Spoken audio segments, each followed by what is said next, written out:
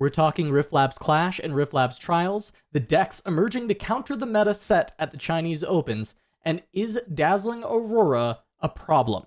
Catch all that and more on this week's episode of The Winning Point.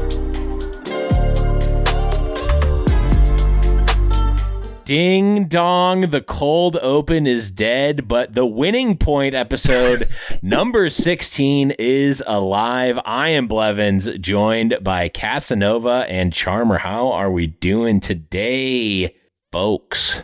It's good. I'm good. I'm lost without having a Chinese Riftbound event every weekend anymore. Finally not having that, so having to cope with whatever else Riftbound I can scrounge up until the game is released. You know, we're getting to test out some cool new stuff and see some interesting meta shakeups even post China. So it's a lot of fun. I am doing better. So obviously I was not here for the last episode. I was traveling for work, had a pretty nice conference, and then I caught a bug and it kind of ran through the entire house. So feeling better now. Everybody in the house is healthy, back to normal, and I'm just looking forward to a sense of normalcy. I don't know what else to say, really. I didn't get to do any of the cool Riftbound stuff because I was preoccupied, unfortunately. So I didn't even watch the coverage of the last event yet.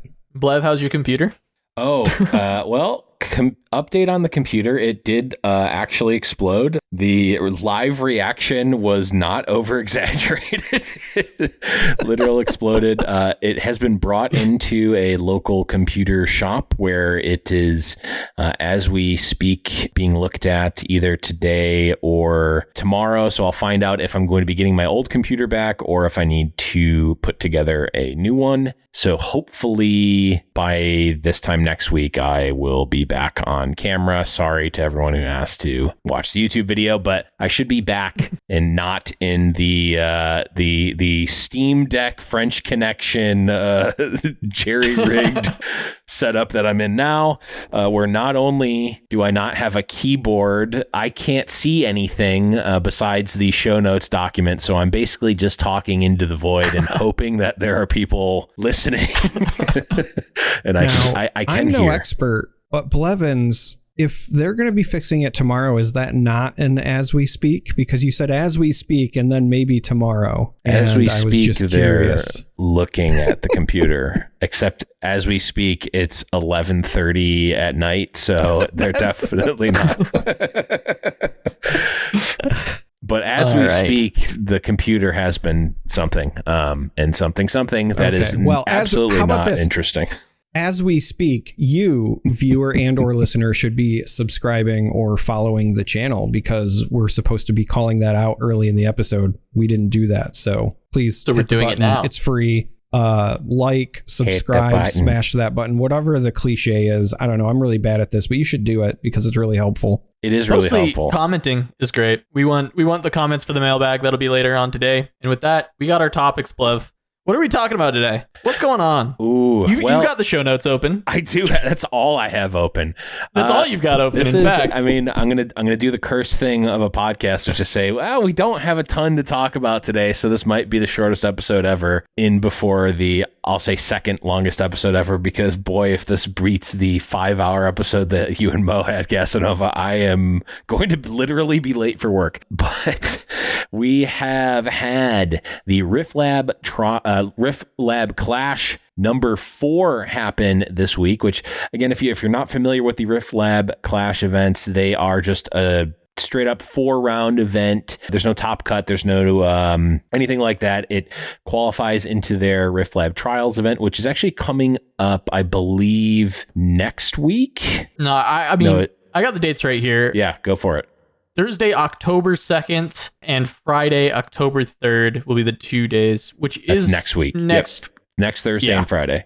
So next Thursday and Friday, if you're listening to this when it comes out, or just the dates that Casanova literally just said, I'm just making it more confusing for no reason, qualifies into that event. So that will be sort of the culmination, the first season of the Riftlab events, which have been really great events to watch, sort of a little snippet, I would say, of the meta.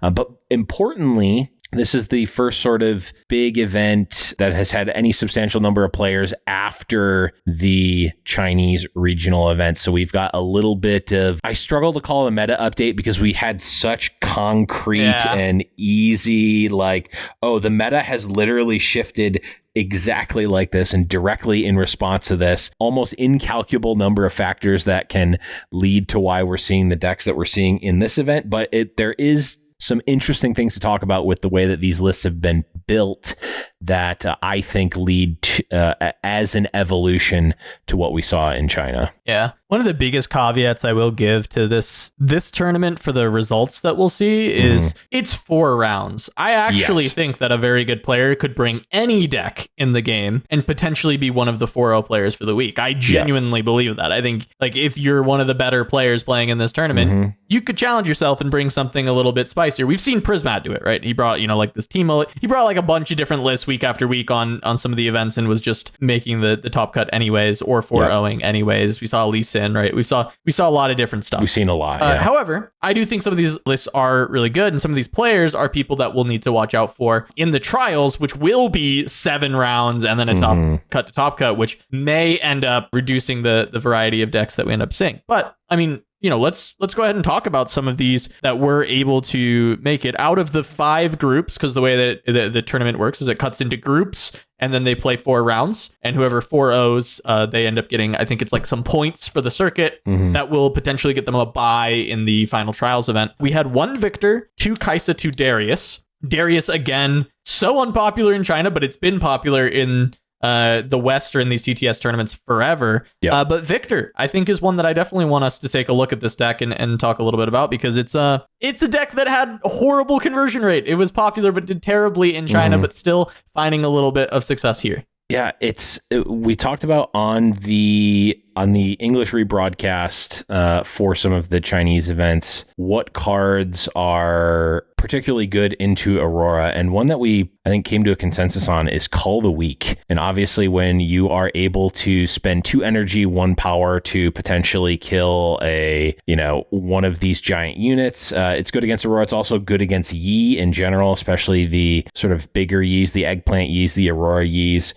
If you're able to consistently and effectively run Call the Weak, I think that's a really good spot to be in. Hidden Blade as well is quite good against these sort of taller decks where they're having just a few large units in play. And if you're able to sort of spam with tokens and smaller units, and this particular version of Viktor is actually running a lot more spells. It's got Call to Glory in the main. It's got the Consult the Past. It's got Smoke Screens. It notably has no Vanguard Captain, which was an interesting non-inclusion to me for this Viktor deck. It seems like that would be almost a mainstay in any sort of token deck, but not running it, just sort of running the low-end units, Daring Poro, Soaring Scouts, and then a lot of spells to back up sort of the top end of Thousand-Tailed Watcher, Harness Dragon, and 1 Grand Stratagem with some Riptide Rexes. Yeah, I'm actually very excited that we finally got to see a deck like this make its,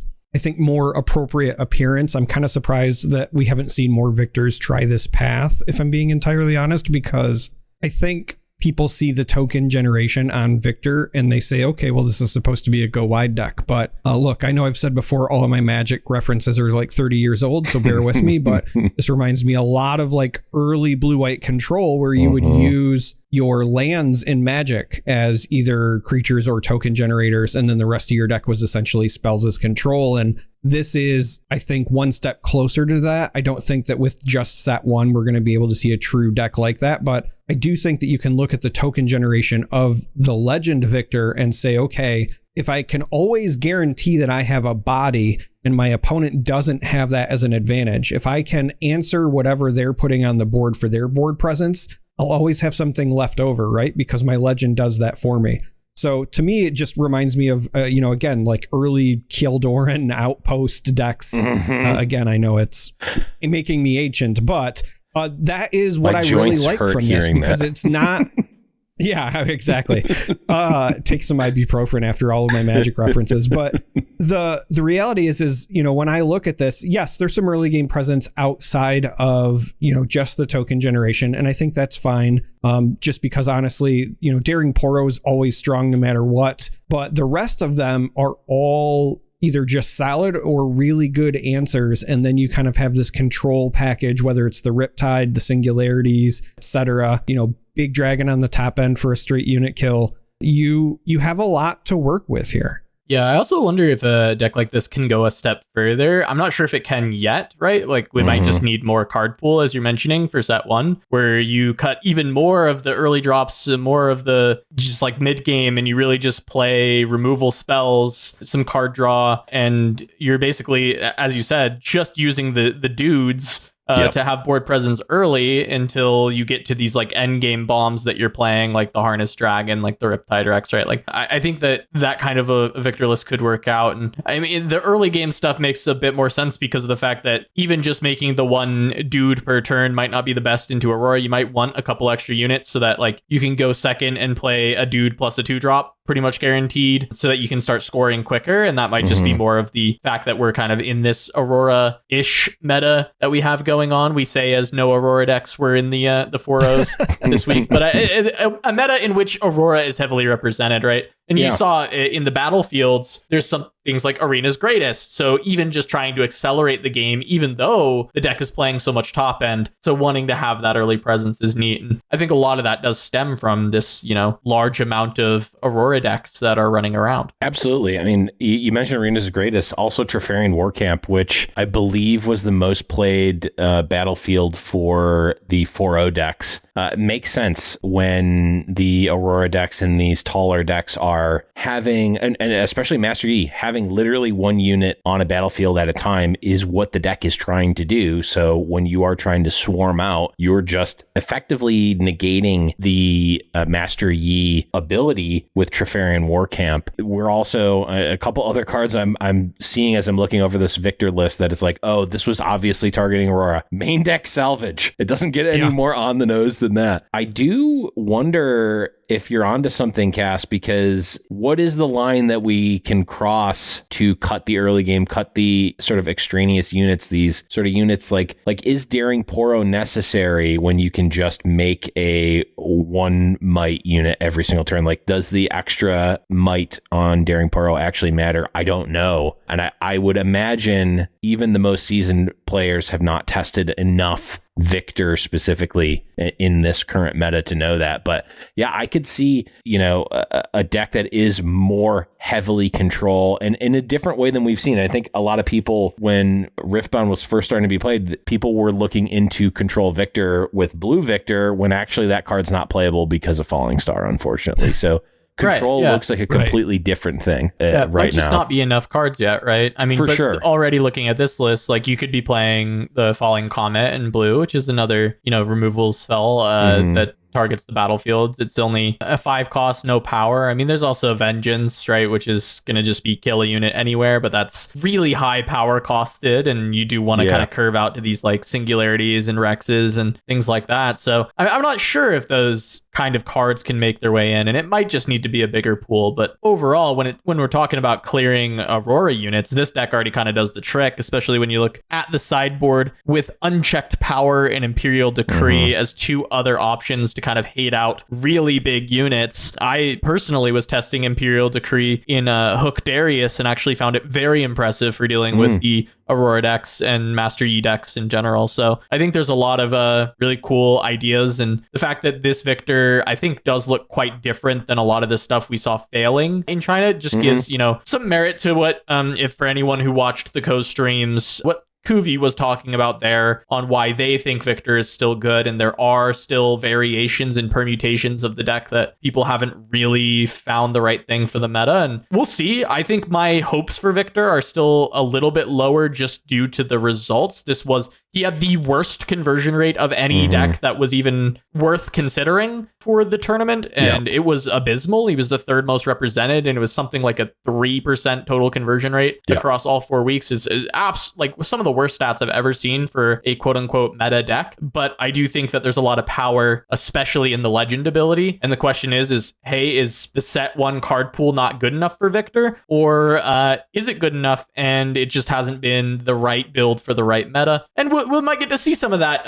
next week at Riftlab Trials, right? If someone's able to pull out a Viktor and find some good success, because I'd say that tournament is definitely long enough that you can really trust those results as being somewhat real, right? Long enough and high enough stakes that people, I think, are really going to try. Not to say that the Clash is not an event that people tried at. It's just there's a difference between having some stakes on the line versus like there's points, and it's mostly a for fun event, like stated to be a for fun event. So, people are going to be bringing sort of avant-garde decks. They're going to want to test things out that are not necessarily refined. But I do think that this Viktor in particular was made with a purpose, and actually does transition us into a deck that you mentioned, Cass, which is this Darius Hook. There were 2 Darius Hook decks that 4-0'd this week, but I wanted to take a look at this one that it was from Ganstrax, and this is another one that was built with a purpose. We see Leona in the deck, which is a card I've not seen in the Darius Hook decks before. We see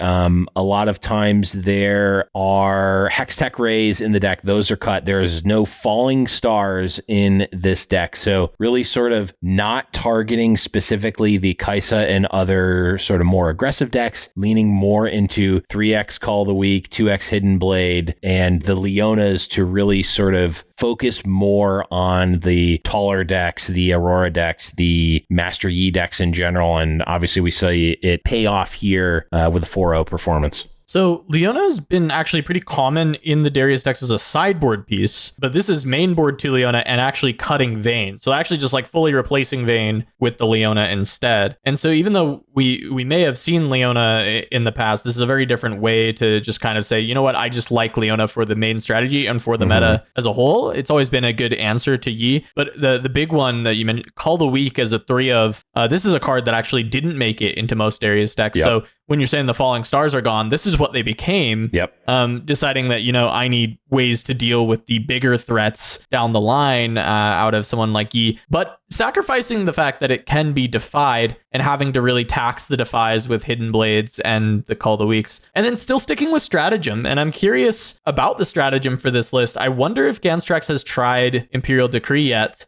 because it can take a similar slot as Stratagem when it comes to trying to get those final 2 points with the big conkers, because you're usually going to be pretty wide with recruits. You pop the Stratagem, or you pop the Decree, send in the recruits to clear away the big threats, and then just move in whatever. And in fact, it can make it so that a board of just 4 recruits can often get you that double conquer that you're looking for. So I am curious if Ganstrax has tried that yet. If not, I mean, I see Stratagem is a very similar card in what it does, but Stratagem has the advantage of being able to be played defensively if you want to go for like a final hold where you stack locations and then hold up just a ton of runes to cast Stratagem. So there's some give and take with the 2 cards, of course, right? Yeah. When I look at the Stratagem in particular, what I'm seeing is this is a deck that I think wants to maintain a little bit of flexibility with how it wins. The big thing that jumps to me about Stratagem is that it also helps you hold.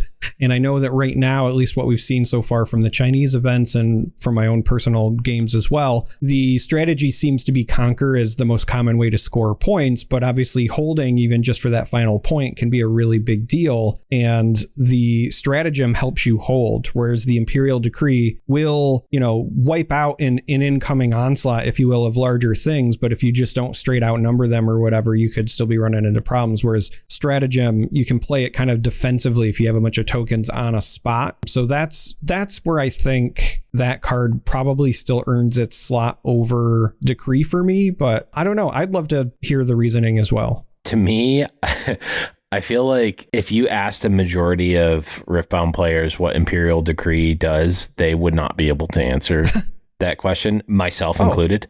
before this episode? Allow me to allow me to tell the folks what Treasure Trove does. Imperial Decree.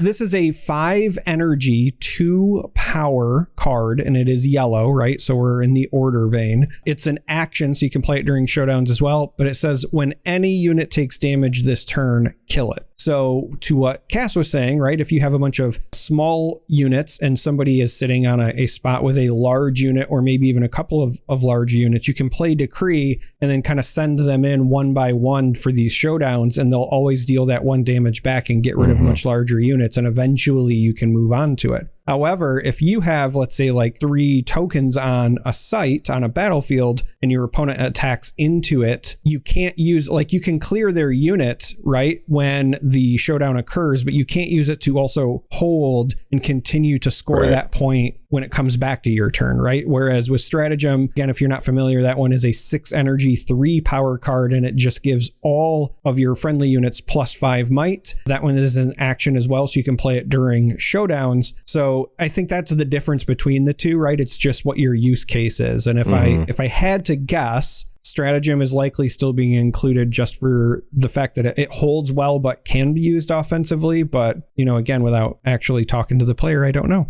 Yeah, no, I mean, you put it nicely, right? Like, that is the difference between the two cards. One is better, quote unquote, better for conquering if you have enough units to support it. And then the other is actually usable on defense, but it costs more, right? So that's the other downside. But even then, there's not any further tech towards the Aurora stuff in this deck. It is mostly a standard, what we would kind of call run-of-the-mill hook Darius list. Nothing spicy like a Vengeance or Blast of Power being splashed in as well to give even more kind of direct hill opportunities, because the Darius deck is just really good at filling the board. And it's funny, it's very similar to Yi, but instead of holding, it's conquering. And bear with me on this, because I know that sounds like a crazy statement to make, but both decks are actually very much math checks for your opponent. It's can you break this barrier of might? For Master Yi, it asks this question for your offense. It's like, can you get over my Poro that's 5 might and is sitting there, and I'm holding up resources to probably make it a 7? Can you get over this? If you can't, I'm just going to keep scoring. I'm going to keep drawing cards off my Godwillow's Grove. I'm going to keep, the game is very heavily in my favor. And Darius, on the other end, is like, can you contend with just this stack of might that I've created on my board? And usually that stack of might is actually a bigger stat check than even Yi puts together, and it's a little more flexible in the sense that it's offense or defensively. It's not any different, but it actually does make Darius a bit harder to pilot, because it's not just stick 1 unit on the point and hope they can't break the math check. It's like,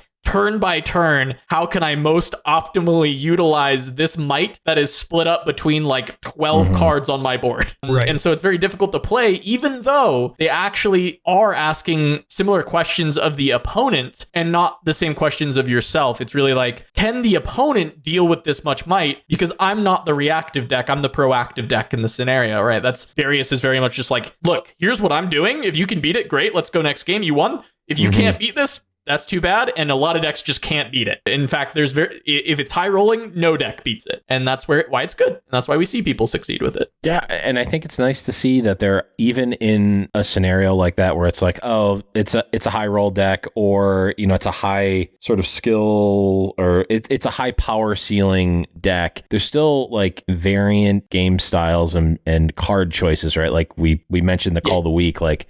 That's a pretty big, that's a pretty big meta choice. The numbers on a lot of the cards are variable as well. There's some that you're not going to see a change, like Vanguard Captain and Spectral Matron, and likely Seal of Unity, are pretty much always going to be 3-ofs, along with the Manufacturers and a couple other cards. I mean, Baited Hook, obviously. But, I mean, we saw Vayne get cut. That's a card I did not think would get cut. I felt like Vayne was actually one of the stronger cards in the deck. But actually, thinking about the meta and how it plays out, and imagining sending in 5 might Vayne into anything that Yi has is just not something that mattered. Like, it literally would trade with a Poro, Stalwart Poro on defense. I think the other thing that's worth considering as well is it's not necessarily just Yi, but we've kind of been talking about the boogeyman right now, which is Aurora.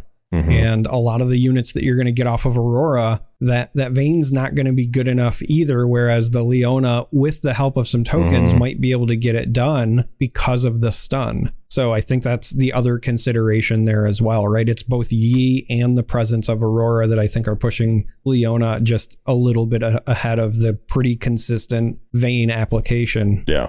I definitely like it, and I think this week is the first time I've really noticed, the last couple of weeks, or I've really noticed like, oh, we're going off of just stock lists. We are actually innovating. We're actually melding the decks for the meta. We're actually making informed choices, whether they're correct, whether they're good or not. Like, we're making choices and running with it, and that's really exciting to see from a coverage perspective. But one last deck that we wanted to talk about from the Riftlab trial here, or sorry, Riftlab Clash, was Kai'Sa. There were 2 Kai'Sas, pretty much the same. And honestly, these Kai'Sa lists are pretty stock standard from what we've seen. I wish that there was something a little more interesting to talk about with them, but they're pretty much the same Kai'Sa lists that we've been seeing the last few weeks. What I will mention, we just released an interview with George, who won the Chongqing Regional Open. He's returned back to the US, and he's been doing some interviews and content with people, and we were lucky enough to have him on the channel.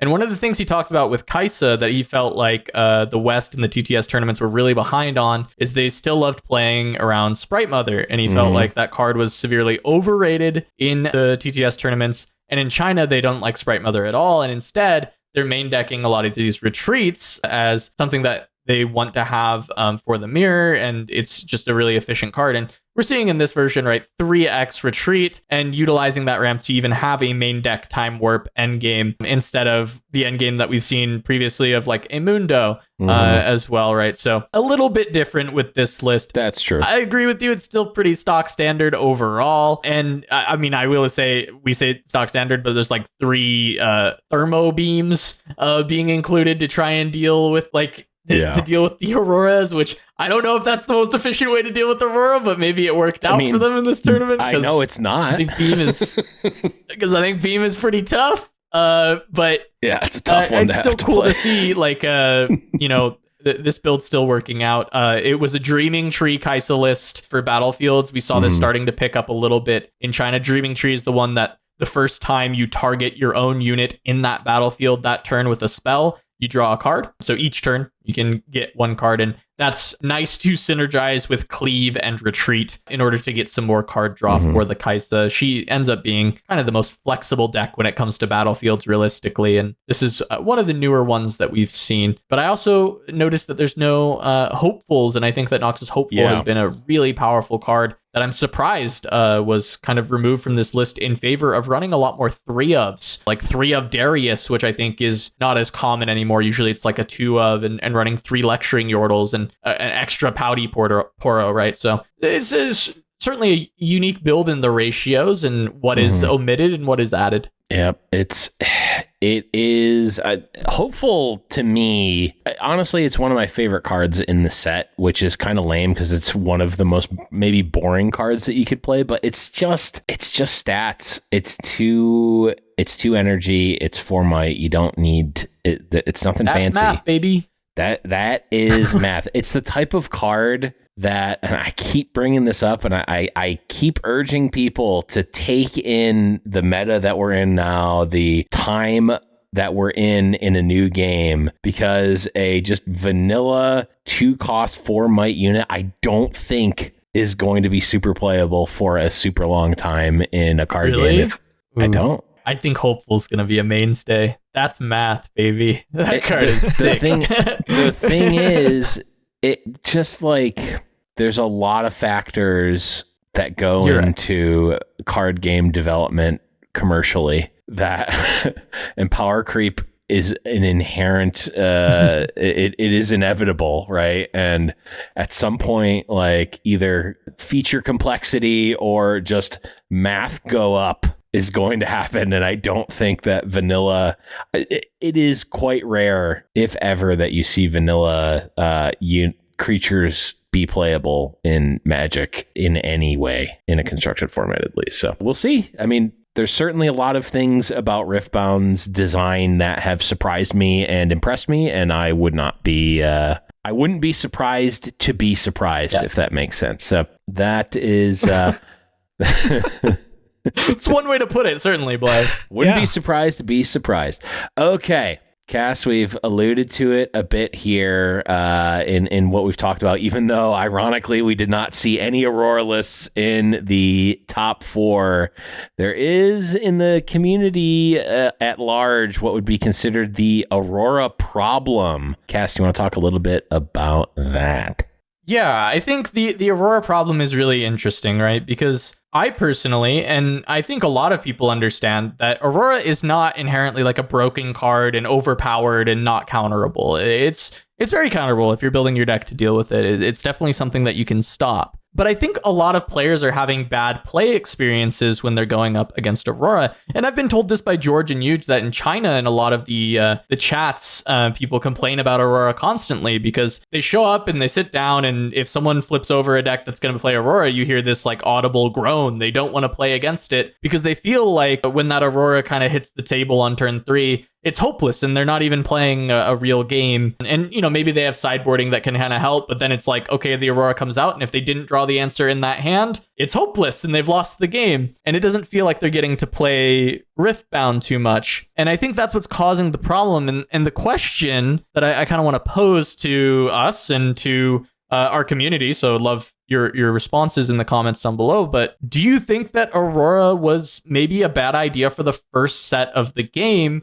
Do you think this may cause this kind of unnecessary barrier to entry to some players and create these bad play experiences for new players where they might show up to a tournament, play against 4 Auroras, and then just never want to play Riftbound again? Is this something that is maybe not even a concern, but something that you see as, hey, maybe this was a mistake? And even further from there, you know, should this be addressed? Does Aurora potentially need to eat a ban at some point down the line for the sake of play experience for a lot of players? So I'll start, I guess, because my take might be a bit hot, but I think that this is a great card for a set 1 because I think this is also the most playable that it'll ever be. And my reasoning for that is because the card pool is so small that right now, most of the ways to deal with Aurora directly feel novel, right? Obviously, we've seen some folks starting to run Salvage, for example. I would not be surprised if at some point during the set 1 meta, we see some of the purple decks begin running the like treasure trove plus losses combo, that sort of thing, just to have an out to deal with Aurora. But the reality is, as the game gets more cards, there are going to be more cards printed on them that say the words destroy a gear or defeat a gear or kill a gear. And the more of those that make it into the game, especially playable ones, or I've said it on a previous episode, any of the times where we get a choice, right? So Salvage, I think right now is a good one to jump to just because it's not dead in the other matchups. You can't always just use it to cycle and draw a card. You can't. This pissed me off. Oh, what? That's not the way it reads. Yes, I know. This pisses me off so much. I'm not going to get too into it, but I just want to let you know. All right. You can't. It must have a gear to target. Get this upset about anything. Yes. I'm so mad. There's a rant on it during one of the co-streams. Maybe we'll make a YouTube short. We'll go find it, and you can find my rant. Because now I'm angry. Now I'm irrationally angry. I'm so mad about it. If that card did what it says on the card, then things would be fine. But just looking forward, not every card is going to have those restrictions. We're going to see cards that say things like, defeat a unit or a gear, or it might be conditional. It might be, defeat a unit that costs 3 or less or a gear or whatever. And the more of those that get printed, the less impactful Aurora is going to be. It will very quickly, in my opinion. Now, a year from now, if I'm wrong, feel free to comment on this video and say, hey, we're in 2026 and it's still a problem. That's fine. I'll own up to it. But I suspect in the future, Aurora will not continue to be a massive problem as we get more options. And the fact that it was printed in the first set is because, in my opinion, they wanted it to have a moment in the sun and to have a chance to shine, because it's only going to get worse the more options we get. That is my opinion. I had nearly the exact same thesis as that, so I'm glad that we agreed there. So we can be a dingus together? We can be a dingus together, absolutely. I think there's a couple of specific things that make me think that this is not only the best time to print Aurora, it's the only time for it to be a 1v1 card. I think Aurora will always be a multiplayer card, which for what it's worth is a part of the game that we don't currently follow or cover, because I think it's going to be much more an in-person at your game store type of game, at least initially, unless we start seeing table. Yeah, kitchen table or LGS, or I mean, maybe they'll do 2v2 tournaments or something like that at some point. I don't know. Somebody pitched this to me. Hold on. I hate to tangent you, but no, go for it. Somebody said, I love team events, right? And a standard team event for most games is like a 3-person team, and they're each playing their game, and whoever wins 2 of the 3, like their team wins. Somebody pitched the league experience, as they called it, and it was 2 2v2 games. Yeah, 2 2v2 games, and then a 1v1. And so it's like mid, top with a jungle, and then bottom. And I need that to be an event at some point. I want to play that because it sounds so fun. Shout outs to Jacob from Rift Labs. That was his brainchild, his idea. I'm sure he's going to run it at some point. I mean, he's running the Rift Labs stuff. Surely he just does it. I think you should also, every time you destroy a unit, you should get experience, and like you can feed your carry, and I think that should work. Blevins just wants to run it down mid. No, I just want to play Minecraft in the jungle, honestly. But so I think this is not only the best time to print the card, I think it's the only time that it will be 1v1 playable, which I've already said. But to bring it back, I think a potential natural progression for the game in terms of power level increases or card complexity increases is to have more cards that can get you points at weird times. For instance, Tryndamere. For instance, Ride the Wind. For instance, Ride the Wind plus Tryndamere. For instance, Green Ari. We already saw... Purple Yasuo. Purple Yasuo, exactly. There's a very small number of those, and it may be that they're quite selective, and I honestly kind of hope that they're quite selective with how they give those extra point abilities. I hope that they feel epic, because I think that sort of fits the theme of the game and of League, etc. But we already saw the Ari deck from last week sort of be a response to Aurora and these slower decks of like, okay, I can win from a lower point threshold if I can set up. I can speed up the clock in a way that is literally not possible with the base actions of the game, but you need additional cards to do it.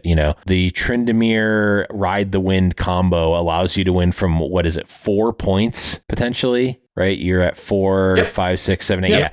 You can win from 4 points. That is increasing the clock against an Aurora.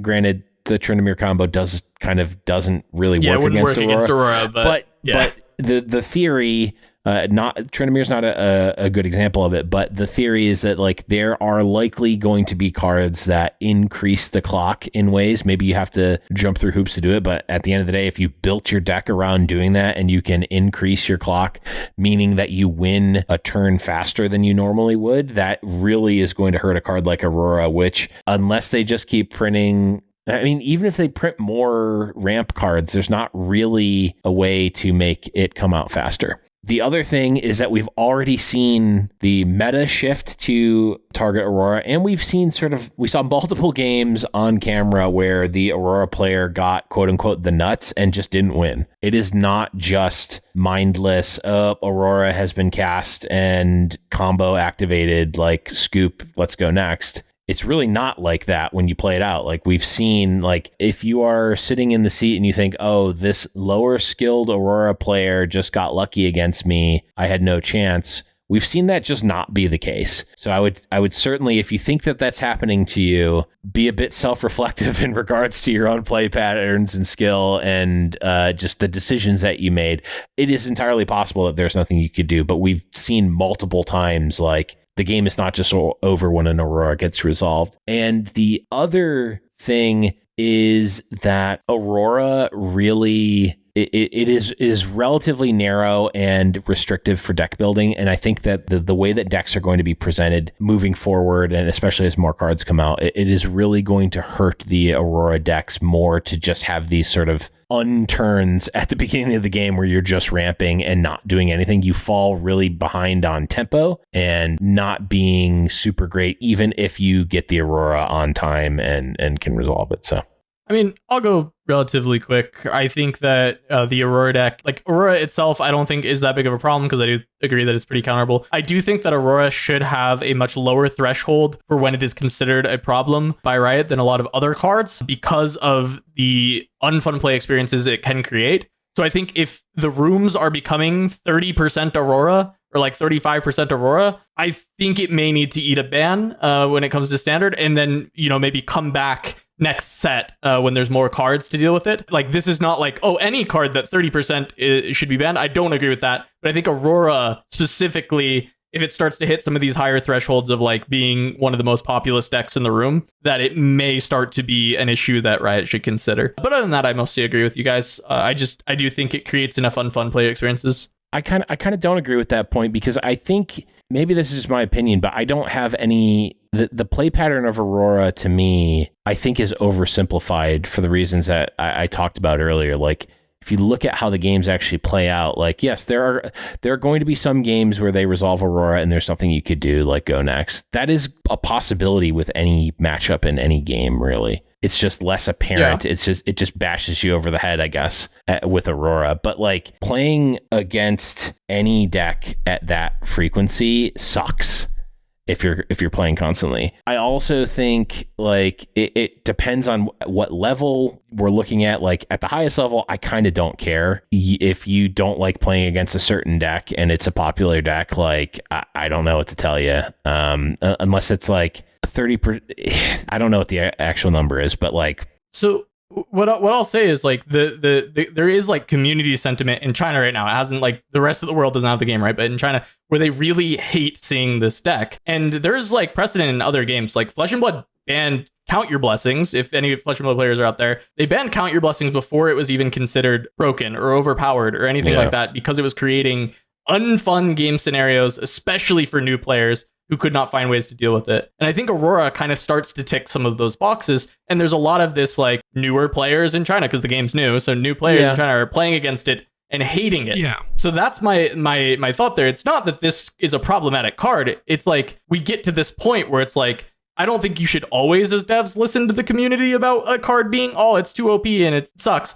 But there is like a certain merit to, is this thing causing problems at a level of the new players having to deal with this and it just being a horrible play experience for them? Even if you don't agree that like it is a horrible play experience, it might be fine, it might be fun. But if the consensus of like a large amount of players that are being very vocal about it is that it is miserable for them, there is something that has to be looked at, in my opinion.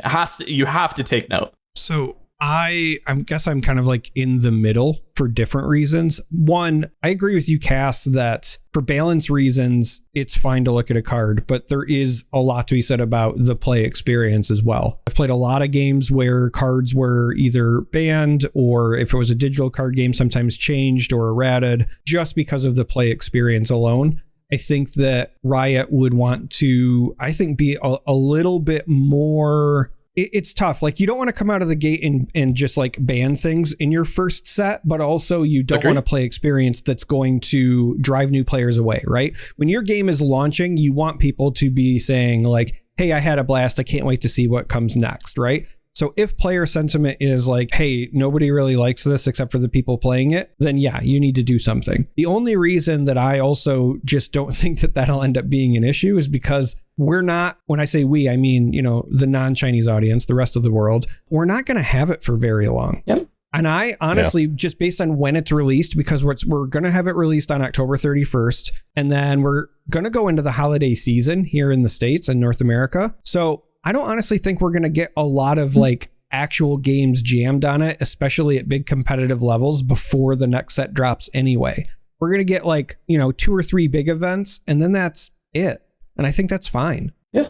I think, and just to clarify my position as well, I'd prefer that there's no bans. I would prefer that we have 0 bans in set 1, but I just am willing to take a look at this thing if it ends up becoming a problem and it gets there. And I think the conversation is good. And I also, to be clear, don't think Aurora will be 30% of the meta. Yeah. And I really hope that that is true. I hope that doesn't be the case, because I mean, I actually don't think that would be a very fun meta if it was 30%, to be honest. It wouldn't be that big of a problem for me. No, I'd deal with it, but I don't think it would be the most fun meta of any card game launch out there if it was 30% Aurora. Yeah, and I'll put a bow on my sort of opinion, because I kind of want to clarify, because I do agree with the overall statement that you're saying. Like, I am very much in favor of the devs taking into account player experience for sure. Like I mentioned on, I think it was the last episode. I don't remember. My computer exploded.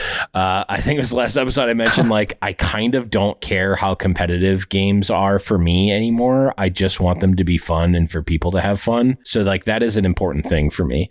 I think specifically Aurora is what is throwing me off here, because I just don't think that that's the card that should be I don't think that's the card that people should be complaining about. And like, whether it is or not is not super relevant to my overall point, which is like, I want to trust the devs more than I want to trust the community, even if they are vocal about it. Like, I think give it time. Like, not every single thing that isn't exactly perfect that gets complained about needs to be changed or banned, is the overall statement. So I'll leave it there. Yeah. I do agree with that. You know, what I'll say is that Falling Star ruins my play experience because I want to play backline Viktor. And so, you know, I will, you know, jokes aside, I do, I guess, want to just highlight, it's very easy to think about these things from like a zero-sum perspective, but the reality is people like playing the card too. Like, there's a lot of people that don't like playing against it, but if you haven't had the opportunity to play an Aurora deck, it can be pretty fun. So yeah, absolutely. Let us know in the comments. It's an interesting topic, right? Yeah. You know, the podcast has been pretty heavily anti-ban in general, but I'm curious about your opinions. If people actually feel like it just should be banned immediately, if they should add Falling Star to that list and just get rid of them, or what else you think about it. But we got to move on, because we still got some really great topics to cover. And one of our two favorite parts of the show, generally, Blev, we got Dave on Discord. What did you find for us this week? Oh, I was thinking that you were gonna take it. Okay, so because we are running low on time, because I cursed the episode earlier by saying it was going to be one of the shorter ones, and I also can't see how long we've been running, which I normally can, I am going to choose this one because I think it's very interesting to think about going into the release of the game in English, and this is in regards to event production quality. And Dave says, Chengren and I had a long talk in Guangzhou.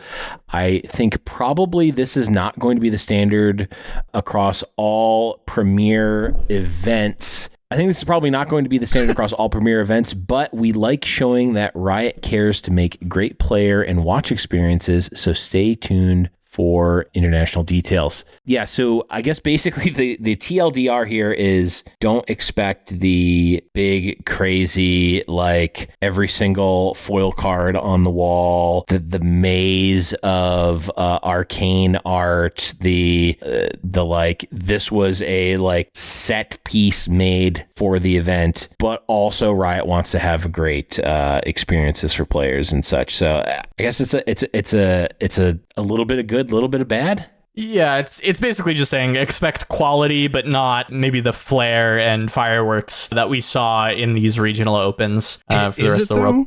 Is that what it's saying? All it says, it doesn't say it's going to be lower. It just says it will not be the same. So I would like to put my tinfoil hat on and say it's going to be even better, because the second part. So again, just looking at this, the second part says, you know, we want to show that we care about the great player and watch experience. It does not say that it's going lower. Yeah, but it says but. Like, I know. We're all very clearly, I think, on the same page of what this is inferring to, right? Yes, expect it to be not the same throughout, but there is the part of me that also, throwing in my own butt, looks at this and goes, hey, it doesn't say it's going to be lower. It doesn't say it's going to be less than. So maybe we'll get our own like drone shows or something. Yeah. I mean, some things will probably be bigger. Like when we finally have a world championship in 2027 or 2028, whenever they do the first one, that'll probably be bigger, more explosive, and maybe even like regionals will be as big or bigger. But when it comes to like regional qualifiers, I'd assume a bit less. Yeah, quite a bit less. to me, the thing that is exciting for me is like Riot picking up the sort of torch that where Wizards of the Coast has sort of left it in the past 5 or so years, I would say, with Magic Cons rather. If you went to a even high level Magic event, 10 or 15 years ago, it was just a tournament that was happening in an event hall, which is fine. And there's still plenty of tournaments that are like that. There's still plenty of events that are like that, and those are fine for what they are. But if you go to a Magic Con now, it is much closer to a Comic-Con level event with all sorts of activities, tons of booths, like cosplay contests. There's shows and panels lined up. And then, oh, by the way, the Pro Tour is in this section of the hall.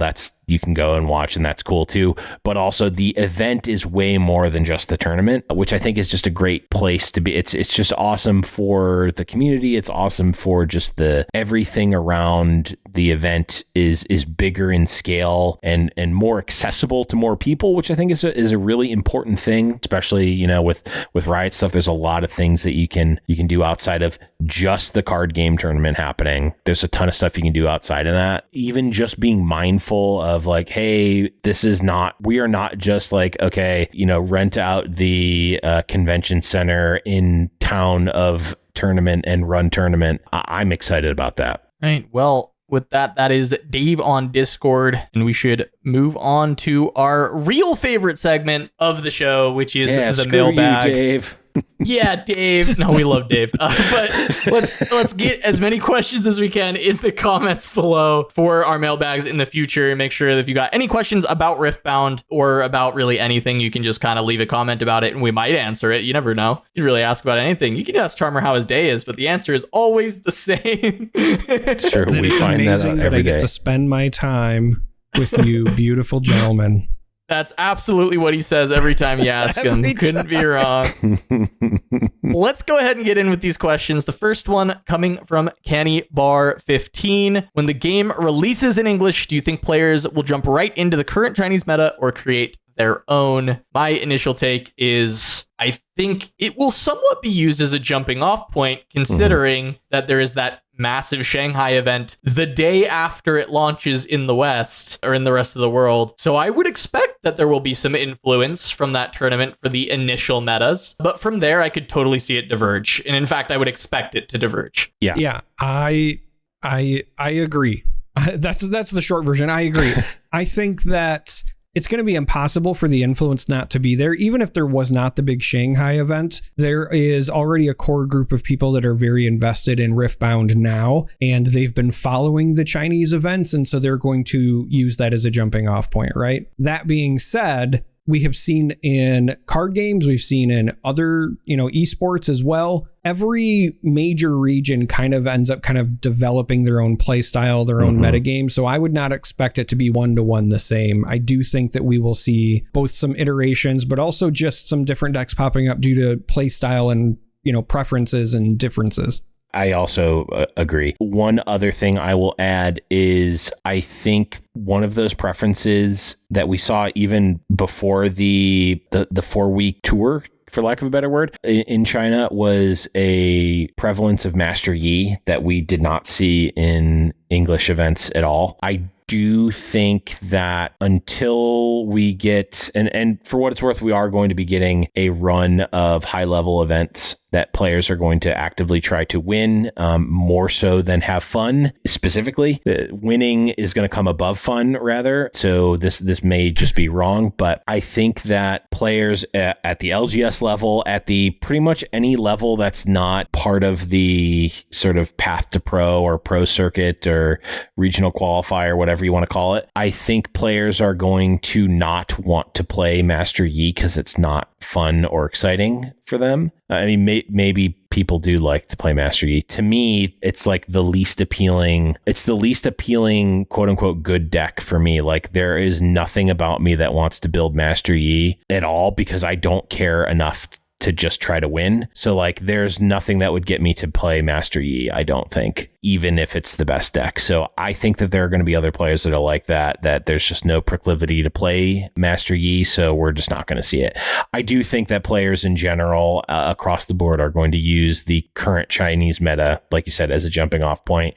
If you consider the current Chinese meta to be Kaisa, Master Yi, and S tier, and then, Set, Darius, Ari, etc. in A tier, and then everything else lower. Like I think that's going to Chinese definitely meta. Darius is like F tier. Like nobody That's plays true, that that's deck. true. Nobody wants to. Fair. I mean, not actually F tier, but yeah, they don't like the deck. Well, much. yeah, in terms of play rate for the 4 tournaments and conversion rate, it definitely its conversion would rate be was good. F tier. Conversion rate, it's A tier still. Yeah. It has one of the best conversion rates. Don't have the stats in front of me, so I'm not going to act like I do. Yeah, it's okay. I have them in my brain. They're downloaded in my brain. Downloaded. Anyways, hope that answers the question. For anybody who wants to answer it themselves in the comments, please let us know what you felt about that one. We've got one more question for this week. What do y'all think the most fun formats for pre-release or for release events will be? Starter deck only, or plus a pack or two, normal open format, something else? This is from Kenneth Cole 6230. This is one that I am interested in because I think I would love for something like sealed to happen, but I think they need to be kind of learn to play events as well for these release events. So I think starter decks just kind of have to be the thing, even though I think like sealed deck or something like that could be even more fun. But I think I'm pretty locked on like kind of just have to do starter decks so that you can teach a bunch of people the rules as well. I mean, I don't know. Every pre-release is sealed since the beginning of time, I think, in Magic, and plenty of players learn to play at the pre-release. I think honestly limited might be the best. Limited actually is, I would argue, is a better way to teach the game, because you not only get to teach people how to play, you get to teach them the deck building aspect of it too. Granted, I will say the that rules are fundamentally different though, right? They are fundamentally different and a bit clunky, but also like I think there is a general thought when teaching new players that the new players can't understand like a relatively like complex concept, or even a not that complex concept. It's like, hey, in sealed you can play 3 colors, but in constructed you can only play 2. I don't know too many people that are going to be like, oh, I just don't understand the game because of that difference, So I'll say this. I love limited formats, so I'm probably biased, but I still lean toward sealed being the event for pre-releases and even the first release. However, if I were an LGS, I would be scheduling a learn to play event for like the 1 to 2 hours before the event and advertising it as a combo, saying show up, learn how to play the game. Yeah. If it interests you, sign up for our release event and do it that way. I think that that's going to be your best experience overall, because they might have questions, they might try the game and decide it's not for them, whatever, but you get the opportunity to get that teaching moment in, and then they can dive in and still open packs. Because like, let's be honest, part of the fun of card games is opening packs. Yeah. Yep. No, sealed is so like sealed is. I mean, I agree with you guys that I would, for me personally, to show up to a release event, let it be sealed, right? Like I would love for it to be sealed, but yeah, I'm not sure. But yeah, I mean, really, you want to know my real answer? Yes. Full box sealed 2v2. Let's go.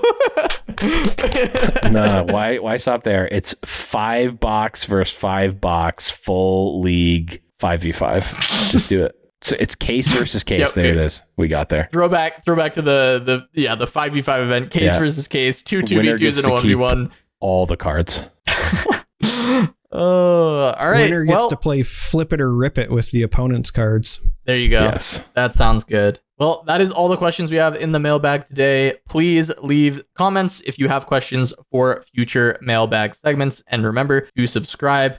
Blev and Charmer, that is it for today, unless anyone has some final words. And if not, Blevins, take us away. Play me off, Blevins. All right. That is going to be it for the Winning Point episode 16. Like Casanova said, please like, comment, and subscribe. All that good stuff. We're doing a lot of really cool stuff on the Turn 'em Sideways channel here and in the greater community with things you don't even know. And it's going to be crazy. We've seen some. Yeah, I'm going to tease it. Nope, not teasing anything. I'm going to be a good announcement. I'm going to not even announce an announcement. I'm going to take us out of the show. Again, like, comment, subscribe, all that good stuff. And yeah, guess what? We'll see you on the next one.